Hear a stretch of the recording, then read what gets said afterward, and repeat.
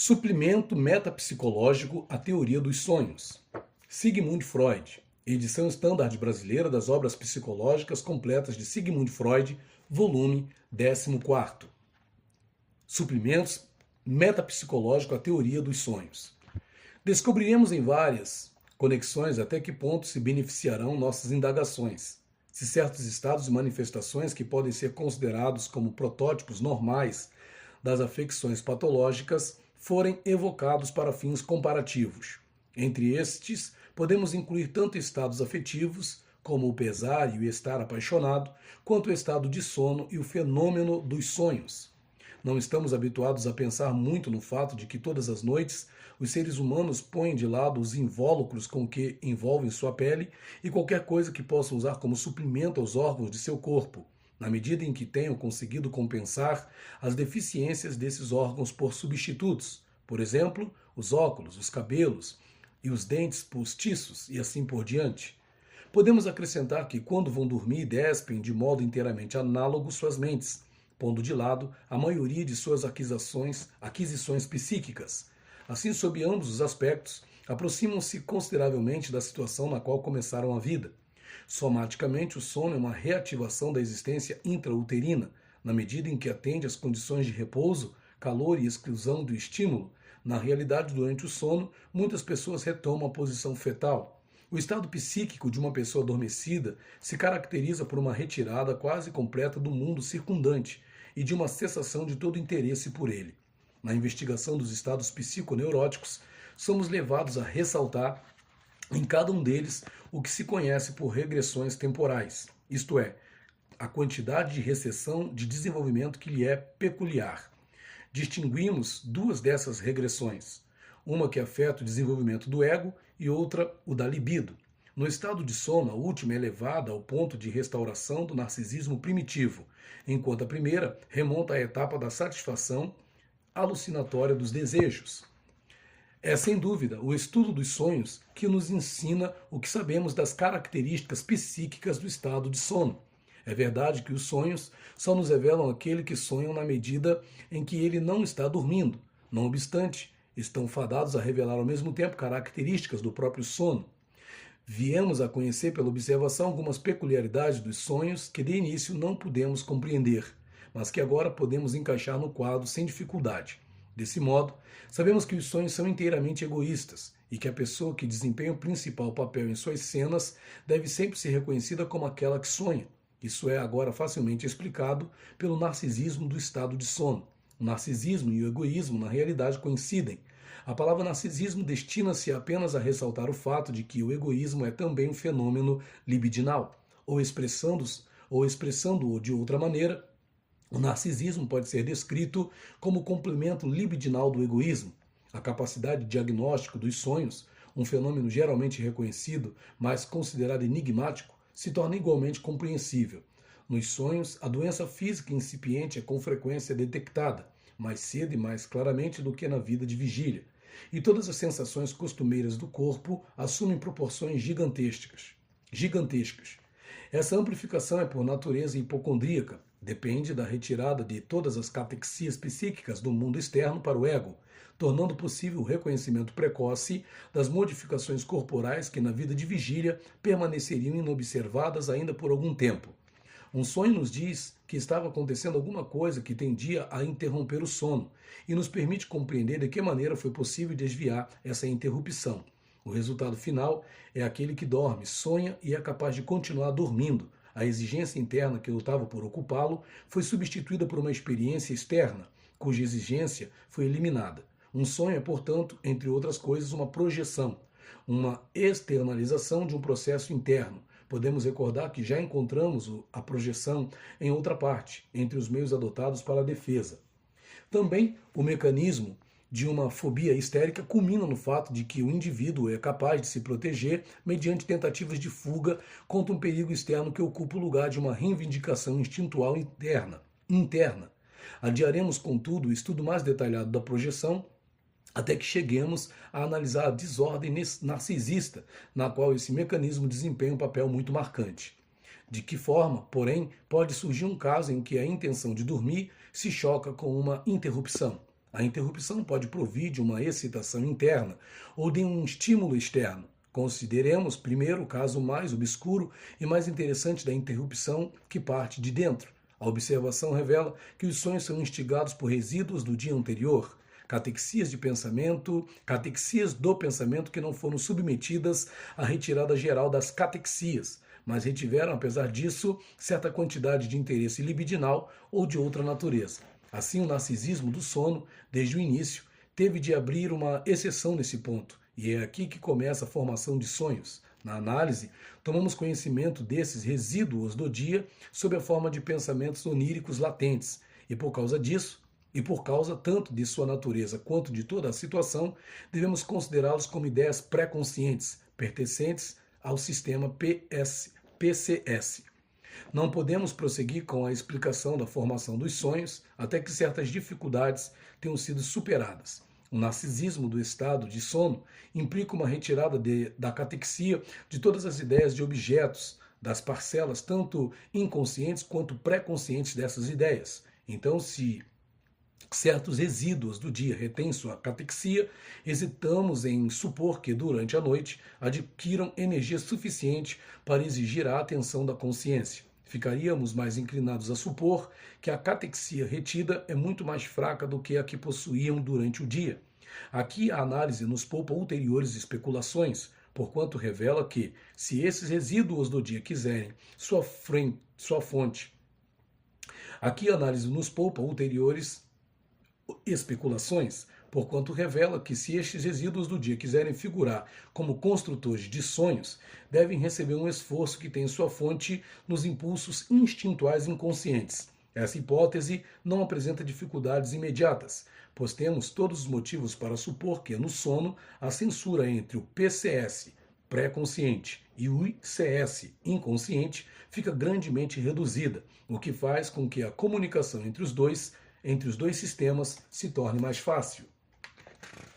Mas há outra dúvida, sobre a qual não devemos silenciar. Se o estado narcisista do sono tiver resultado numa retração de todas as catexias dos sistemas ICS e PCS, então já não haverá qualquer possibilidade de que os resíduos pré-conscientes do dia venham a ser reforçados por impulsos instintuais inconscientes, visto que estes cederam suas catexias ao ego. Aqui a teoria da formação dos sonhos termina numa contradição, a menos que possamos salvá-la mediante uma modificação em nossa suposição sobre o narcisismo do sono. Uma modificação restritiva dessa natureza, como veremos posteriormente, também é necessária na teoria da demência precoce. Presumivelmente, isso se deve ao fato de que a parcela reprimida do sistema ICS não atende ao desejo de dormir proveniente do ego, de que retém sua catexia no todo ou em parte, e de que, em geral, em consequência da repressão, adquire certa independência do ego. Em consequência, também parte do que é dispendido na repressão, anticatexia, teria de ser mantido durante a noite inteira, a fim de fazer face ao perigo instintual. Embora a inacessibilidade de todos os caminhos que levam a uma liberação do afeto e a motilidade possa reduzir consideravelmente a altura da anticatexia necessária. Assim, deveríamos configurar a situação que conduz à formação de sonhos da seguinte maneira: o desejo de dormir esforça-se por absorver todas as catexias transmitidas pelo ego e por estabelecer um narcisismo absoluto. Isso só pode ter um sucesso parcial, pois o que é reprimido no sistema ICS não obedece ao desejo de dormir. Portanto, uma parte das anticatexias tem de ser mantida, e a censura entre o ICS e o PCS deve permanecer, mesmo que não seja com toda a sua força. Até onde se estende o domínio do ego, todos os sistemas ficam esvaziados de catexias. Quanto mais fortes forem as catexias instintuais do ICS, mais instável será o sono. Estamos familiarizados também com o caso extremo em que o ego desiste do desejo de dormir, porque se sente incapaz de inibir os impulsos reprimidos, liberados durante o sono. Em outras palavras, em que renuncia ao sono por temer seus sonhos. Adiante, aprenderemos a reconhecer a portentosa natureza dessa hipótese referente à rebeldia dos impulsos reprimidos. No momento, acompanhemos a situação que ocorre na formação de sonhos. A possibilidade mencionada acima página 231, de que alguns dos pensamentos pré-conscientes do dia também podem revelar-se resistentes e reter uma parte de sua catexia, deve ser reconhecida como uma segunda brecha no narcisismo. No fundo, os dois casos podem ser idênticos. A resistência dos resíduos do dia pode originar-se num elo com impulsos inconscientes, já existente durante a vida de vigília, ou o processo pode ser menos simples e os resíduos do dia, que não tinham sido inteiramente esvaziados de catexia, só podem estabelecer uma conexão com o material reprimido depois da ocorrência do estado de sono, graças à facilitação da comunicação entre o PCS e o ICS. Em ambos os casos, segue-se o mesmo passo decisivo na formação de sonhos. Forma-se o desejo onírico pré-consciente e isso dá expressão ao impulso inconsciente no material dos resíduos pré-conscientes do dia. Deve-se distinguir acentuadamente esse desejo onírico dos resíduos do dia. Ele não precisa ter existido na vida de vigília e já pode exibir o caráter irracional possuído por tudo que é inconsciente quando traduzimos para o consciente. Além disso, o desejo onírico não deve ser confundido com os impulsos carregados de desejo que podem estar presentes, embora certamente não precisem necessariamente estar presentes, entre os pensamentos oníricos pré-conscientes latentes. Se, contudo, houvesse tais desejos pré-conscientes, o desejo onírico se associar a eles, como um reforço muito eficaz dos mesmos. Temos agora de considerar as outras vicissitudes sofridas por esse impulso carregado de desejo, que em sua essência representa uma exigência instintual inconsciente e que se formou no PCS, como um desejo onírico, uma fantasia que satisfaz o desejo. A reflexão nos diz que esse impulso carregado de desejo pode seguir três caminhos diferentes. Pode seguir o caminho que seria normal na vida de vigília, exercendo pressão do PCS para a consciência. Pode desviar-se do CS, consciente, e achar uma descarga motora direta, ou pode tomar um caminho inesperado que a observação nos permite de fato traçar. No primeiro caso, transformar-se-ia num delírio, tendo como conteúdo a satisfação do desejo. No estado do sono, porém, isso jamais acontece. Com nossos parcos conhecimentos das condições metapsicológicas dos processos mentais, talvez possamos aceitar esse fato como uma indicação de que um esvaziamento completo de um sistema o torna pouco suscetível à investigação. O segundo caso, da descarga motora direta, deve ser excluído pelo mesmo princípio, pois geralmente o acesso à motilidade ainda fica outro passo além da censura da consciência. Mas não deixamos de encontrar casos excepcionais em que isso acontece, sob a forma de sonambulismo. Não conhecemos as condições que tornam isso possível, nem sabemos por que não ocorre com mais frequência. O que de fato acontece na formação de sonhos é uma marcante e imprevista sucessão de eventos. O processo iniciado no PCS e reforçado pelo ICS segue um curso às avessas, através do ICS, até a percepção, que exerce pressão sobre a consciência. Essa regressão é a terceira fase da formação de sonhos, a bem da clareza. Repetiremos as duas primeiras, o reforço dos resíduos do dia do PCS pelo ICS e a formação do desejo onírico. Chamaremos essa espécie de regressão de topografia, para distingui-la da regressão temporal ou do desenvolvimento ou de desenvolvimento, mencionada previamente na página 230. As duas nem sempre coincidem necessariamente, mas o fazem no exemplo específico diante de nós. A reversão do curso da excitação proveniente do PCS, através do ICS, até a percepção, é ao mesmo tempo um retorno à etapa inicial da satisfação do desejo que ocorre na alucinação. Já descrevemos em A Interpretação dos Sonhos a forma pela qual a regressão dos resíduos pré-conscientes do dia ocorre na formação de sonhos. Nesse processo, os pensamentos são transformados em imagens, principalmente de natureza visual, isto é, as apresentações da palavra são levadas de volta às apresentações da coisa que lhes correspondem, como se, em geral, o processo fosse dominado por considerações de representabilidade. Quando a regressão é concluída, resta grande número de catexias no sistema ICS, catexias de lembranças de coisas. Leva-se o processo psíquico primário a relacionar-se com essas lembranças, até que pela condensação destas e pelo deslocamento entre suas respectivas catexias, tenha plasmado o conteúdo onírico manifesto. Somente quando as apresentações da palavra que ocorrem nos resíduos do dia são resíduos recentes e costumeiros de percepções, e não a expressão de pensamentos é que são tratadas como apresentações da coisa e sujeitas à influência da condensação e do deslocamento.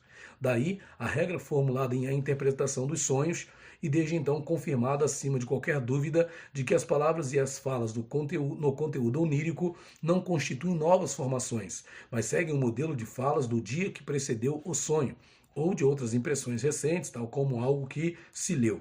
É notável quão pouco a elaboração do sonho obedece às apresentações da palavra. Ela está sempre pronta a trocar uma palavra por outra até encontrar a expressão mais conveniente para a representação plástica.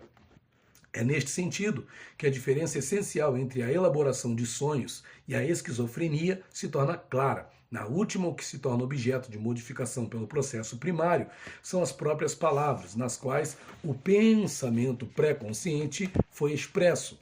Nos sonhos, o que está sujeito a essa modificação não são as palavras, mas a apresentação da coisa a qual as palavras foram levadas de volta.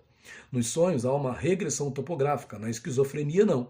Nos sonhos existe livre comunicação entre catexias da palavra, PSS, e catexias da coisa, ICS, enquanto é uma característica da esquizofrenia que essa comunicação seja interrompida. A impressão que essa diferença causa sobre alguém é diminuída precisamente pelas interpretações de sonho que realizamos na prática psicanalítica. Com efeito, devido ao fato de a interpretação de sonhos seguir o curso tomado pela elaboração dos sonhos, ela segue os caminhos que vão dos pensamentos latentes aos elementos oníricos, revela a maneira pela qual as ambiguidades verbais são exploradas e ressalta as pontes verbais entre os diferentes grupos de material. Devido a tudo isso, recebemos a impressão ora de um xiste, ora de esquizofrenia, e somos capazes de esquecer que para um sonho todas as operações com palavras não passam de preparação para uma regressão a coisas. A conclusão do processo onírico consiste no conteúdo do pensamento, regressivamente transformado e elaborado numa fantasia carregada de desejo, tornando-se consciente como uma percepção sensorial. Enquanto isso ocorre, ele passa por uma revisão secundária, a qual todo conceito perceptual está sujeito. O desejo onírico, como dizemos, é alucinado, e como uma alucinação encontra-se com a crença na realidade de sua satisfação. É precisamente em torno dessa peça concludente na formação de sonhos que se centralizam as mais graves incertezas, e é com o propósito de elucidá-las que nos propomos comparar os sonhos com estados patológicos que lhes são afins. A formação da fantasia carregada de desejo e a sua regressão à alucinação constituem as partes mais essenciais do trabalho onírico, mas não pertencem exclusivamente aos sonhos. São também encontradas em dois estados mórbidos, na confusão alucinatória aguda, amência de Meinert, e na fase alucinatória da esquizofrenia. O delírio alucinatório da amência é uma fantasia carregada de desejo claramente reconhecível, com frequência inteiramente bem ordenada, como um perfeito devaneio. Poder-se-ia falar, de maneira bastante geral, de uma psicose alucinatória carregada de desejo e atribuí-la igualmente aos sonhos e à amência. Existem até sonhos que não passam de fantasias carregadas de desejo, não distorcidas, com um conteúdo muito rico. A fase alucinatória da esquizofrenia tem sido estudada com menor aprofundamento. Parece ser, em geral, de natureza composta, mas em sua essência poderia corresponder a uma nova tentativa de restituição, destinada a restaurar uma catexia libidinal às ideias de objetos. Não posso estender a comparação a outros estados alucinatórios em várias desordens patológicas, porque não tenho experiência própria nesses casos da qual me possa valer, e não posso utilizar a de outros observadores. Queremos esclarecer que a psicose alucinatória carregada de desejo nos sonhos ou em outras situações alcança dois resultados que de modo algum são idênticos. Ela não só traz desejos ocultos ou reprimidos para a consciência, como também os representa com toda a crença do indivíduo como satisfeitos. A concomitância desses dois resultados exige explicação. É de todo impossível sustentar que os desejos inconscientes devem necessariamente ser considerados como realidades, tão logo se tenham tornado conscientes, pois, como sabemos, somos capazes de distinguir as realidades de ideias e desejos, por mais intensos que possam ser. Por outro lado, parece justificável presumir que a crença na realidade está vinculada à percepção através dos sentidos, uma vez que um pensamento tem enveredado pela regressão até chegar aos traços de memória inconscientes dos objetos e daí à percepção. Aceitamos essa percepção como real. Assim, a alucinação traz consigo a crença na realidade. Agora temos de nos perguntar o que é que determina a formação de uma alucinação. A primeira resposta seria a regressão. E isso substituiria o problema da origem da alucinação pelo mecanismo da regressão. No tocante aos sonhos, esse último problema não precisa permanecer por muito tempo sem resposta. A regressão dos pensamentos oníricos, do PCS, as imagens minêmicas das coisas, constitui claramente o resultado da atração que os representantes instintuais do ICS, por exemplo, lembranças reprimidas de experiências, exercem sobre os pensamentos postos em palavras. Mas logo percebemos que estamos numa pista falsa, se o segredo da alucinação nada mais é que o da regressão. Toda regressão com intensidade suficiente produziria alucinação com crença em sua realidade. Estamos, no entanto, bem familiarizados com situações nas quais, em processo de reflexão regressiva, traz à consciência imagens visuais minêmicas muito claras, embora nem por isso as consideremos, por um momento que seja como percepções reais. Além disso, poderíamos muito bem imaginar a elaboração de sonhos penetrando em imagens minêmicas dessa natureza, tornando consciente para nós o que era previamente inconsciente e nos expondo uma fantasia carregada de desejo que desperte nosso anseio, mas que não devemos considerar como uma real satisfação do desejo. A alucinação, portanto, deve ser algo mais que a revivescência regressiva de imagens minêmicas que em si mesmas são ICS. Além disso, tenhamos ainda em mente a grande importância prática de distinguir as percepções das ideias, por mais intensamente que sejam recordadas. Toda a nossa relação com o mundo externo, com a realidade, depende de nossa capacidade nesse sentido. Formulamos a ficção de que nem sempre possuímos essa capacidade, de que, no começo de nossa vida mental, de fato alucinamos o objeto que nos satisfaria quando sentimos necessidade disso. Mas, em tal situação, a satisfação não ocorreu, e essa falha deve ter feito com que logo criássemos algum dispositivo com a ajuda do qual fosse possível distinguir tais percepções carregadas de desejo de uma real satisfação e evitá-las no futuro. Em outras palavras, desistimos da satisfação alucinatória de nossos desejos ainda muito cedo e estabelecemos uma espécie de teste da realidade. Precisamos saber agora em que é que consistia esse teste da realidade e como a psicose alucinatória carregada de desejo que aparece nos sonhos, na amência e em condições semelhantes, consegue aboli-lo e restabelecer a antiga modalidade de satisfação. A resposta poderá ser dada se agora passarmos a definir mais precisamente o terceiro de nossos sistemas psíquicos, o sistema CS, que até o momento não distinguimos nitidamente do PCS. Em a interpretação de sonhos, já tínhamos sido levados a considerar a percepção consciente como a função de um sistema especial, ao qual atribuímos certas propriedades curiosas, e ao qual teremos agora bons motivos para atribuir também outras características. Podemos considerar esse sistema, lá denominado PCPT, como coincidindo com o sistema CS, de cuja atividade o tornar-se consciente em geral depende.